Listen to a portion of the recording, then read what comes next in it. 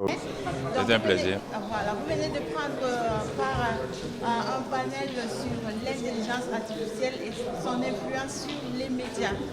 Est-ce que la RTI utilise l'IA dans la production des contenus? Merci. Dis donc que la question de l'intelligence artificielle est une question qui s'impose. Aujourd'hui, c'est une transformation fondamentale et quasi irréversible de nos habitudes.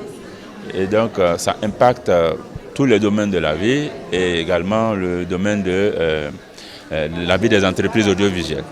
Naturellement, la RTI vit cette réalité. Je ne dis pas qu'elle l'a subie, elle la vit parce que c'est une tendance et cette tendance, nous y sommes.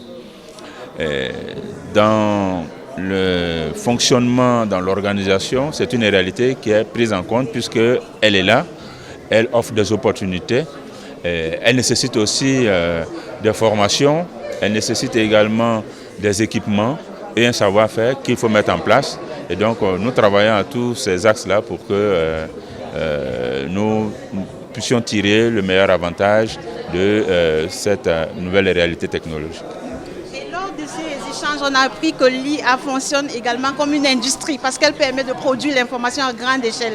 Est-ce qu'il n'y a pas de crainte pour que certains boulots de l'audiovisuel puissent disparaître? Ouais, je l'ai dit tantôt pendant mon intervention, toute innovation est une opportunité. Mais l'opportunité également ou l'innovation crée aussi des difficultés qu'il faut savoir identifier et puis gérer.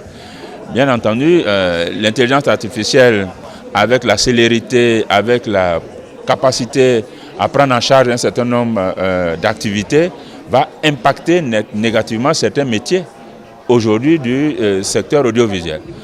En même temps, il y a de nouvelles opportunités, il y a de nouveaux cycles de nouveaux métiers qui vont se présenter, qu'il faut pouvoir identifier, former dans ces domaines-là et à l'échange.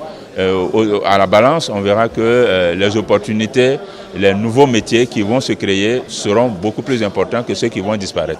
Mais dans un premier temps, ça va impacter naturellement les métiers traditionnels du monde de la communication et de l'audiovisuel. Est-ce que vous avez l'impression que le gouvernement accompagne ces initiatives parce que c'est tout nouveau, ça fait craindre la démocratie et tout ça? Alors, bon, écoutez, déjà l'Internet en tant que tel que nous avons, le monde de l'Internet déjà bouleverse nos habitudes, nos réalités et impacte l'organisation et le fonctionnement de nos sociétés, naturellement aussi la démocratie. Et donc, les gouvernements font des efforts, mais qui doivent être accompagnés par la société civile, qui doivent être accompagnés par les entreprises, le secteur privé, pour que nous puissions trouver l'équilibre nécessaire pour faire en sorte que nous tirons le meilleur profit de cette nouvelle technologie sans bouleverser de façon négative l'organisation sociale et les habitudes de nos communautés.